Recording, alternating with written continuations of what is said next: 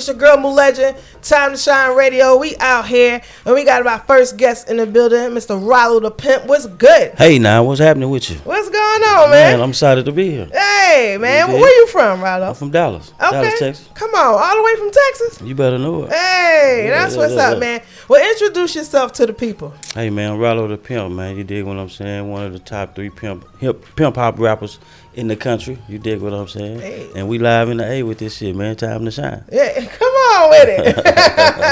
I love that. So, I always like to take it back with my guest, Ralo the Pimp. Right. You know what I'm saying? And I heard you say pimp hop. Before we do that, explain what pimp hop is. I mean, it's just it's hip hop, but we gonna keep it P. You know what I mean? Yeah, we gonna keep it. Like they say, pushing P out here. That what they doing? Yeah, we gonna keep it P. We popping this shit though. That's what it is. Yeah. So, Ralo the Pimp. So, when did you fall in love with hip hop? Man, as a kid, actually. Okay. You know what I mean? I always, loved, hip hop, the music scene. I wasn't involved into it until, like, my late teens, early 20s. Okay. Before I actually started doing music. I used to just be around. I had a friend of mine that was, he was like one of my favorite rappers. So I used to tell him all the time, I was like, man, when you make it and go on tour, I just want to be the nigga to be around and roll the blunts. Hey. You know what I'm saying? I just wanted to be in the mix. You feel me? But eventually, it led to me just playing around with it. And he was like, you need to go and jump on with it. So I jumped in it full time. I was in the group for a little bit. Okay. And we kind of just dismantled. I started doing my own thing. I just kind of kept the ball rolling on my own. Okay. Started doing my solo shit. Hey, so when you went solo, like, was you scared to do it, or you kind of just jumped out and said, F it? Yeah, a little bit of both. Okay. You know what I mean? It was a little bit of both, but then, I had people around me because, I was in the streets. So I had people around me that was like, man, I know you're in the streets every day and I know you're doing your thing, but you need to come on back to the studio and get busy. Wow. You know what I mean? Because you still got something. So I still had people that believed in me and thought that I could do it. So that gave me the courage to feel like, okay, well, if they feel like I can do it, then yeah, I know I can do it. So I just started back recording. One of my good friends ended up being my producer and my engineer, so it was kind of easy for me. We started a studio, and it was right 2 minutes away from the track where we was hanging at. Right. You know what I'm saying? For sure. And so I ended up, it made sense. Okay. For sure. So born in Florida, raised in Texas, right? Yeah. Okay. 10 solo albums. Yeah. And then you got 3 more collab albums. Yeah. Okay. Wow. So the 10 solo albums, how did they go? The first, they all picked up once. Like my 4th album kind of jumped off. My first 2, it started slow. Okay. Well, actually, my first 3, I did Live in Harry Hines 1. I did Live in Harry Hines 2. I did just some more of it. And when I did Church Music, Church Music was kind of, it was a slow progression. But once it took off, it took off, and they started going back listening to a lot of my older records and stuff like that. And so it just popped off like that. Okay, so when did people start recognizing, like, oh, that's Ralo the Pimp? Well, I want to say maybe 2016, 17, something like that. That's what's up. So I've still been smashing. So smashing. How's the journey been so far since, 10 solo albums in, you got 3 collaborations and everything. So how has the journey been for Ralo the Pimp? It's been up and down. It's a roller coaster. Right. You know what I'm saying? So just kind of got to, you just got to hang on tight and enjoy the ride. You're going to have your ups. You're going to have your downs. Exactly. You know what I'm saying? It's times where, I do definitely feel the love. And then there's times where I feel like Rodney Dangerfield, where I ain't getting no respect at all. Oh, wow. You know what I'm saying? So, it's up and down. You know what I'm saying? But I definitely enjoy it. You know what I'm saying? And I see it, continue to rise and go up from here. So I'm still at it. Okay. So what's your why?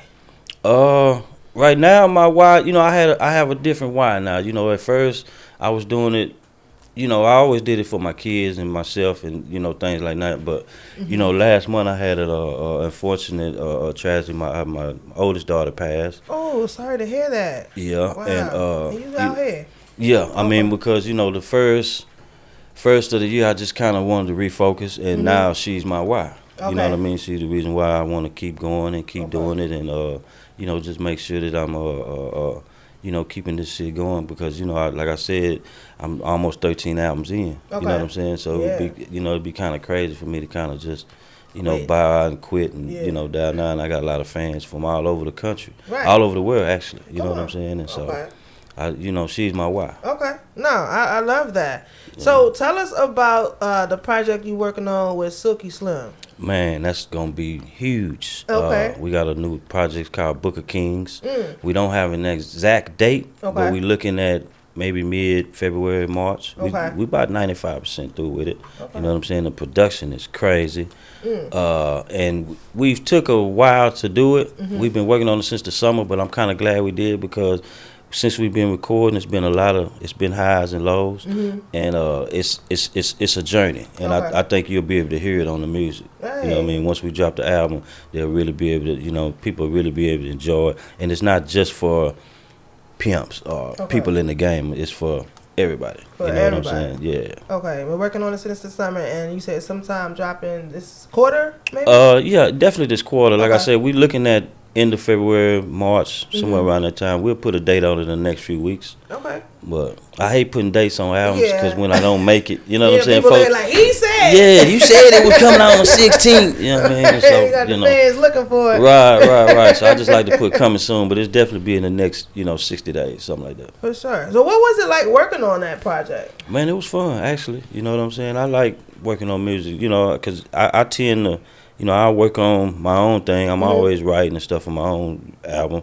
And me and Silky, we've done a lot of hit records together over the past, since probably 2015, 16, somewhere like that. So it's kind of well overdue. Okay. You know what I'm saying? He has his lane, I have my lane. He's from the West Coast, I'm from the South. He has his fans, I have my fans. Everybody loves us, and it's just been time for us to collab and put a project out. So, and what can people expect? Like, as far as the sound, because you said West Coast versus South, like it's gonna be a blend. It's gonna be, it's gonna blend. It's gonna be some West Coast shit. It's gonna be some South shit, but it's gonna all be pimpish. You gotta know it. We ain't gonna leave the pimp out. Yeah, it's gonna be fly as a motherfucker for shit. So we got production from several producers. My guy Bud Beats, Meezy Relly, BA. I hope I ain't missing out. Hard Hitters. It's a few of them, you know what I mean? So the production is crazy, and of course, when you get me and Silk together, it's always a smash. Come on, smash. Yes, sir. So, and then you also like to dip into the acting world, right? Yeah, well, I'm trying to. I starting out in high school, I was in drama. I told jokes for a little bit. Okay. You know what I'm saying? You are quite funny. Yeah, well, I try to be. You know what I'm saying? I did back in the day. I hung with Steve Harvey for a little bit. He had a club in Dallas, so I did a little joke telling and things like that. But it didn't quite pan out, so that's how I ended up doing music and stuff like that. So you like something gonna work, right? And so when you see some of my videos, I like to put some of that into it. Okay. You know what I'm saying? Of course, I have my videos where we on the street and we doing real shit, but then I do have cinematic type of videos where we try to do a little acting and try to, visually take them somewhere else. You know what I'm saying? Because you already know what you're going to hear when you get my type of music. So visually, I like to, have them look at something else and, try to put some cinematic shit into it. So I like that. And a friend of mine out of Vegas, he shot a film this summer and he blessed me and let me be in it. Wow. Yeah, so I got, I'm not a star in but you in it though. Yeah, but I'm definitely in it though. I got me about 30 minutes in that joint. You know what I'm saying? Got me little speaking parts and shit like that. So we waiting on that to drop, and then I'm working on my own film as well that I want to get started on midsummer, something like that. It's already written and stuff like that. We just putting crossing the T's and dotting the I's to get the production started on that too as well. Okay. So. Is that film the game related? That's the one that I shot this summer. Okay. That's the one that's coming out. Now tell us about what was a day on the set like? Because there's a lot of artists that be wanting trying to get their foot in the door. Right, so tell us about that, because we got a lot of indie artists that listen to our show. I mean, it was cool. For me, it was a learning experience because I had never been on a set before. Okay. Not professional. You know what I mean? I've done a lot of hood, shit. You know what I'm saying? Right. But as far as having cameraman and all that, it was set up. It was live. It was very professional, and I was just.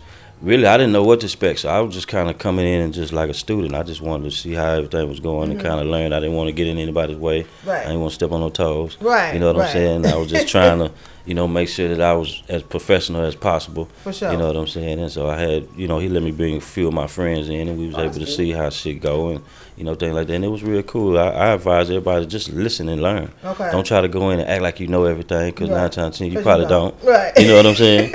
And so I just try to, use my ears more than my mouth and, right. Soak it up. That's what's up. So on set, like, they provide the food and everything, right? Yeah, they did. Okay. Yeah, they breakfast, lunch, dinner. Wow. You know what I mean? They always beverages for you to drink. And, okay. You know what I mean? They set it out for you. Joke. Yeah, whatever Smoke you got. And joke. yeah. Whatever you do, they got it. You know what I'm saying? It. Yeah. So was it like a thing, like, to have to learn the lines, or was it kind of like impromptu? It was improv. Okay. To be honest with you, we didn't really have lines. We had subjects. So they'll have a subject that we want to speak on, and then they'll just kind of let me, do my own thing. As far as that, they didn't really want to have nothing. They had some script that was written, but a friend of mine was like, "Man, I don't want you to say that old square shit."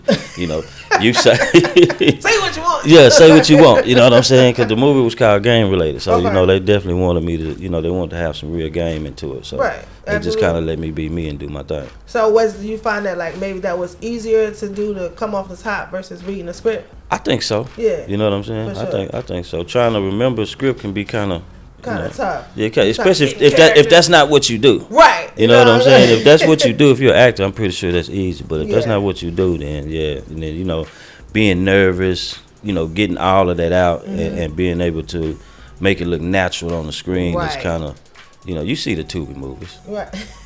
Yeah, of course. Some people supposed to be behind, some of the people supposed to be behind the camera, not